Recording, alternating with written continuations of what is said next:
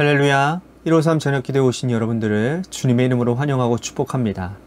긴 연휴가 이제 마무리가 되어졌죠. 이제는 내일부터는 다시 일상으로 돌아가는 시간입니다. 오늘 하루 우리들이 잘 마무리하고 긴 쉼 가운데 다시 한번 재정비하고 우리의 새로운 삶을 다시 한번 계획하고 나아가는 귀한 저녁 시간이 되었으면 좋겠습니다. 이 시간 하나님께서 우리들에게 주신 말씀 보도록 합니다. 요한계시록 4장 1절에서 4절 말씀까지 보도록 하겠습니다. 요한계시록 4장 1절에서 4절 말씀입니다. 우리 같이 함께 다 같이 봉독하도록 하겠습니다. 시작. 2일 후에 내가 보니 하늘에 열린 문이 있는데 내가 들은 바 처음에 내게 말하던 나팔소리 같은 그 음성이 이르되 이리로 올라오라. 이후에 마땅히 일어날 일들을 내가 내게 보이리라 하시더라. 내가 곧 성령에 감동되었더니 보라, 하늘의 보좌에 베풀었고 그 보좌 위에 앉으신 이가 있는데 앉으신 이의 모양이 벽옥과 홍보석 같고 또 무지개가 있어 보좌를 둘렀는데 그 모양이 녹보석 같더라. 또 보좌에 둘러 24 보좌들이 있고 그 보좌들 위에 24 장로들이 흰옷을 입고 머리에 금관을 쓰고 앉았더라. 아멘. 우리는 하늘에 대해서 여러 가지 감정과 여러 가지 지식과 정보를 가지고 있습니다.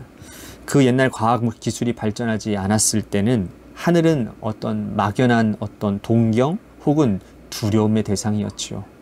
동경의 대상이라 함은 파란 하늘, 언젠가는 올라가 보고 싶은, 또 하늘에 떠다니는 구름을 만져보고 싶은, 그 하늘의 해와 별과 달을 보면서 저거 가지고 싶다, 손에 대보고 싶다, 그런 동경이 과거 과학기술이 발달하지 않았을 때 누구나 다 가지고 있었던 것이죠. 두려움이라 하면 뭡니까? 하늘이 갑자기 흐려지거나 천둥이 치거나 또 우박이 내리고 비바람이 불고 그러면 하늘에 대한 두려움을 사람들은 가지게 됩니다. 그 두려움 때문에 1월 성신에 경배하고 또 소원까지 빌었던 과거의 옛날 사람들이 많이 있지 않았습니까? 그런데 과학기술이 발전하고 난 이후에 하늘은 우주 공간으로 대체가 됩니다. 사람들은 우주선을 띄워서 달나라로도 가보고 무인 우주선으로 여러 행성들을 탐사합니다. 이것이 오늘날 과학기술이 하늘과 우주 공간에 대해서 우리들에게 정보를 주는 것이죠. 그런데 우리 그리스도인들이, 하나님의 백성들이 성경이 정보를 주는 그 하늘은 이와 같은 하늘이 아니라는 것이죠. 하나님께서 자정에 계시고 이 땅에서 수고를 마치고 이제는 영원한 안식을 누리게 될 곳, 그곳이 바로 우리는 하늘이라고 말을 합니다. 오늘 본문에서 사도 요한은 반모섬에서 유배하던 중에 하나님께서 환상 중에 여러 가지 모습을 보여주셨는데 하늘에 올라가서 그 하늘에 무엇이 있는지, 그리고 하늘은 어떠한 곳인지를 보고 듣고 느껴서 우리들에게 오늘 상세하게 소개해주고 있는 장면입니다. 자, 먼저 1절 말씀 다시 한번 보도록 하겠습니다. 2일 후에 내가 보니 하늘에 열린 문이 있는데 내가 들은 바 처음 내게 말하던 나팔소리 같은 음성이 이르되 이리로 올라오라. 이후에 마땅히 일어날 일들을 내가 내게 보이리라 하시더라. 자, 하늘에 문이 있었습니다. 자, 문이 있다라는 건 누군가가 열고 누군가가 닫을 수 있다라는 뜻이겠죠. 자, 그 누군가는 바로 사람이 아니라 하늘의 주인이신 분이 열고 그리고 닫을 수 있다라는 뜻이고, 그 하늘의 주인 되시는 분은 곧 우리 하나님 아버지 되신다라는 것이죠. 그런데 그 문이 닫혀 있지 않고 열려 있다라고 말씀을 하고 있습니다. 열려 있기 때문에 누구나 올라갈 수 있는 곳이 하늘이라는 거예요. 참 복음 아닙니까? 열려 있어요. 항상 열려 있다라는 겁니다. 그런데 여기 누구나라고 하는 의미가 중요한 거예요. 누구나가 곧 아무나 의미하는 것은 아니라는 것이죠. 이 땅에서 예수 그리스도를 구주로 영접한 사람, 그리스도 십자가의 보혈의 공로 아래 죄 씻음을 받은 사람, 그들만이 하늘의 열린 문으로 올라갈 수 있다는 것입니다. 그런데 어떤 사람들은 하늘에 올라갈 자격으로 세상 권세와 세상의 지식과 학벌과 세상 사람들의 존경과 존중을 받아야 된다고 생각하고, 그래서 여러 가지 덕을 쌓으려고 노력하는 사람들이 있습니다. 그렇게 가르치는 사이비 이단들도 있고 또 그런 종교들도 굉장히 많이 있습니다. 그러나 하늘에 올라갈 수 있는 자격, 하늘의 열린 문에 들어갈 수 있는 사람은 오직 예수 그리스도의 보혈의 공로를 힘입은 자들만이 그 하늘에 들어갈 자격을 갖추게 된다는 겁니다. 오늘 우리가 다 열린 하늘 문으로 들어갈 수 있게 되는 하나님의 자녀가 된 권세를 얻게 된 줄로 믿습니다. 그러므로 우리는 그런 자부심으로 그러한 기쁨과 영광으로 이 세상을 기쁨과 승리 가운데 살아갈 수 있는 우리가 되어야 될 것입니다. 자, 간혹 우리가 이 세상을 살아가다 보면 우리 가운데 당한 그 고난과 어려움과 여러 가지 시험들 때문에 문제가 생길 때도 있고 아픔이 있을 수도 있고 또 세상의 삶이 너무 고통스러워서 이러서는 안 되겠지만 포기하고 싶을 때가 있다는 겁니다. 하지만 그때마다 우리에게는 보장된 천국이 있고 열린 천국 문이 있다는 사실을 기억한다면 여러분, 이 세상의 고난과 잠시 잠깐 지나갈 이 세상의 한숨과 수고들은 우리 넉넉히 이겨낼 수 있는 것입니다. 우리가 영원히 하나님의 아들과 하나님과 함께 살아갈 저 천국 열린 문을 우리들이 기억한다면 이 땅에 있는 잠깐 지나갈 그 수고는 얼마든지 견딜 수 있지 않겠냐라는 것이죠. 그러므로 하나님의 자녀들에게 이 하늘의 열린 문은 우리들에게 보장된 축복이고 또한 이 세상을 이길 수 있는 힘과 능력과 권세가 된다는 겁니다. 자, 이제 사도 요한은 하늘의 열린 문으로 올라가 보았습니다. 그리고 그 자리에는 보좌가 있었다는 겁니다. 자, 2절 보십시오. 내가 곧 성령에 감동되었더니 보라, 하늘의 보좌를 베풀었고 그 보좌 위에 앉으신 이가 있는데, 자, 하늘의 보좌가 있다라고 말씀을 하네요. 보좌는 뭡니까? 통치하는 자가 있는 곳이 보좌죠. 자, 누가 그 보좌에 앉아 있는 것입니까? 당연히 하늘을 통치하시고 그 하늘뿐만 아니라 이 땅까지도 통치하시는 분, 하나님 아버지이시죠. 하늘에 올라가 보니 하나님 아버지가 보좌에 앉아 계시고 하늘과 땅을 통치하고 계심을 이 사도 요한은 직접 자신의 눈으로 목격했다라는 겁니다. 이 말씀을 듣고 이 말씀을 받았던 최초의 소아시아의 7교회들 성도들은요, 몹시 흥분되고 또 몹시 기뻤을 겁니다. 왜냐하면 당시에 이 사도 요한이 밤모섬에 유배 간 것도 그 당시에 그리스도인들은요, 황제 도미티아노스, 로마 황제 도미티아노스가 보좌에 앉아서 이 세상을 다스린다라고 생각했기 때문입니다. 그래서 황제 숭배를 하지 않는 사람들은 다 잡아다가 옥에 넘기고 그뿐만 아니라 원형 경기장에 던져져서 맹수들의 밥이 되기도 하고 십자가에 매달아서 불태워 죽이기도 한다라는 거예요. 그 무서운 도미티안 황제가 보좌에 앉아서 이 땅, 이 세상을 통치한다라고 생각을 했다라는 거죠.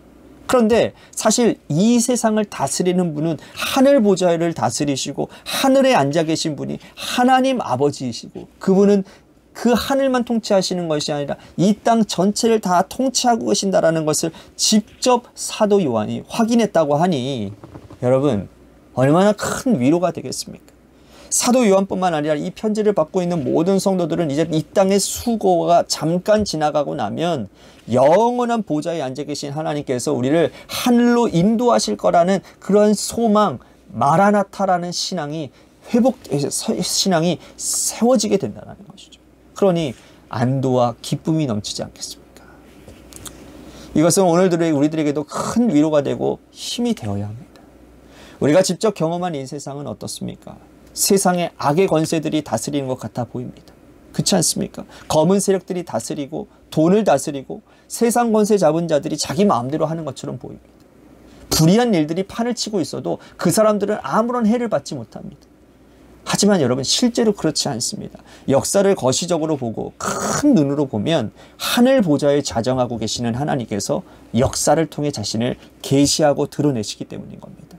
여러분, 세상의 독재자들이 영원할 것 같았지만 그들은 모두가 다 멸망했고 하나님의 공의와 하나님의 역사와 영광 가운데서 그들은 멸망하고 말았습니다. 그러므로 이 땅을 다스리는 분은 하늘 보좌에 앉아 계신 하나님 아버지이심을 우리는 믿고 붙들고 의지해야 된다는 겁니다. 그 보좌 곁에 여러분 무엇이 있는지 분명하게 또 설명하고 있습니다. 3절 보십시오. 앉으신 이의 모양이 벽옥과 홍보석 같고 또 무지개가 있어 보좌를 둘렀는데 그 모양이 녹보석 같더라.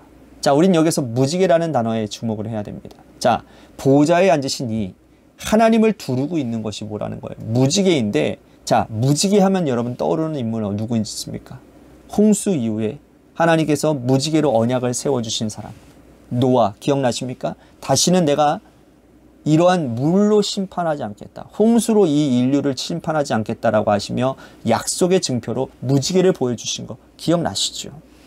여러분, 하나님께서 노아에게 직접 약속하신 것이 무지개 언약입니다. 그러므로 하늘 보좌에 무지개가 걸려있다는 것은 뭡니까? 하나님께서 은혜로 이 세상을 통치하고 다스리고 계시다는 하나님의 영원한 약속이고 하나님의 통치의 방식이라는 거예요. 하나님께서 이 세상을 만약 은혜로 다스리지 않는다면 어떤 일이 일어나겠습니까? 매일같이 죄짓고 우리 마음에 생각한 것, 계획한 것, 행동한 것들이 모든 것들이 다 죄뿐입니다. 하나님의 은혜가 아니었다면 우리는 이미 심판받고 멸망받아 죽어 마땅한 자들이라는 거예요. 그렇지만 하나님께서는 그 보좌에서 무지개의 언약을 기억하시는 거예요. 하나님의 백성들을 은혜로 다스리시고 지금도 기다리고 계시기 때문에 우리에게 여전히 기회가 있는 것이고 하나님의 사랑을 우리는 경험할 수 있는 기회를 얻게 되었다는 겁니다. 오늘 우리에게 기회가 주어졌다는 것은 하나님께서 참고 또 참으신다라는 거예요. 하늘 보좌에 둘러 있는 그 무지개를 두르고 노아와 맺으신 그 언약을 하나님은 지금도 기억하시고 우리를 지켜보고 계신다는 거죠.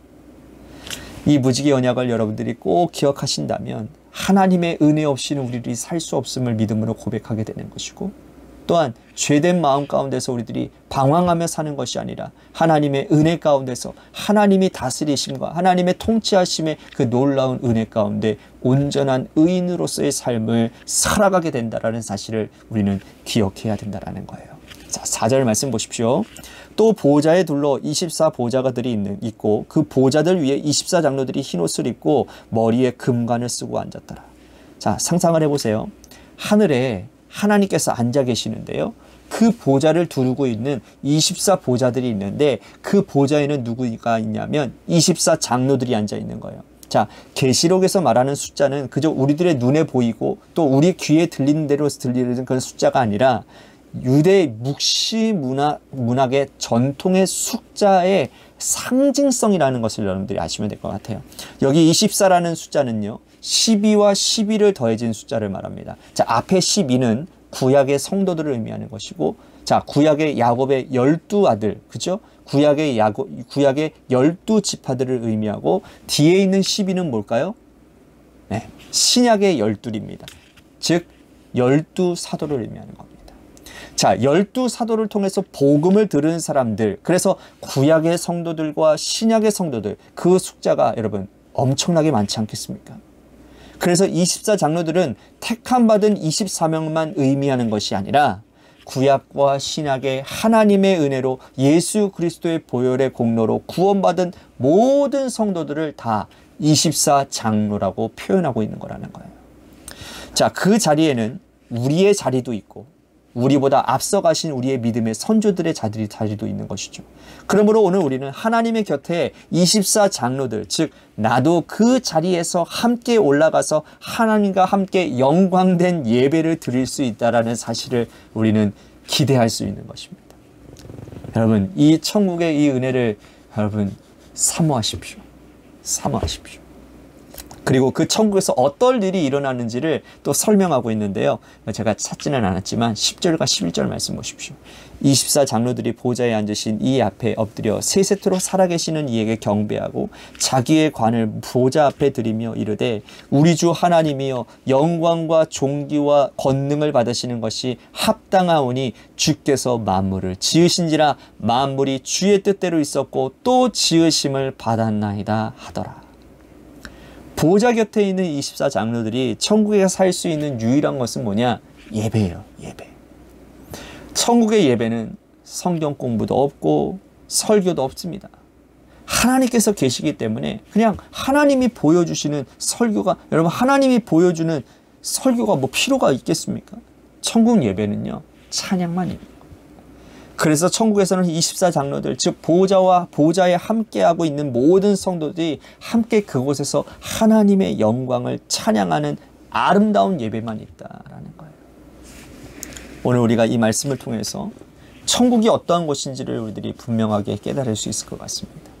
이 말씀은 1.1획도 틀림이 없는 말씀이기 때문에 저 하늘이 어떤 곳인지, 하나님께서 우리를 어떻게 통치하고 계시는지를 느끼고 깨달았다면 여러분, 이 땅의 고통과 수고가 곧 지나가고 하나님의 백성들이 열린 천국문으로 들어가서 영원히 하나님 보좌 곁에서 나도 24장로의 반열에 앉아 영원토록 왕노릇 할 수 있는 그날을 기대한다고 하면 여러분, 견디고 버텨내는 것, 믿음의 그 힘든 믿음의 여정을 걷는 것, 오히려 잘 감당할 수 있는 은혜가 우리 가운데 있지 않을까요?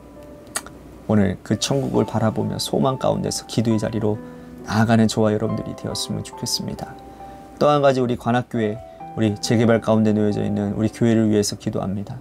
단순히 어떤 건물을 짓기 위한 그런 과정이 아니라 우리의 성도됨이 지어지는 그런 과정이 되게 하여 주시고, 우리의 믿음이 한층 더 성숙되어지고 하나님을 더 의지하고 붙들 수 있는 하나님의 만남의 장이 더 활성화가 이루어지는 그러한 은혜의 기회로 삼을 수 있는 재개발의 기간이 되도록 인도해 주시옵소서라고 우리 재개발을 위해서 기도했으면 좋겠습니다.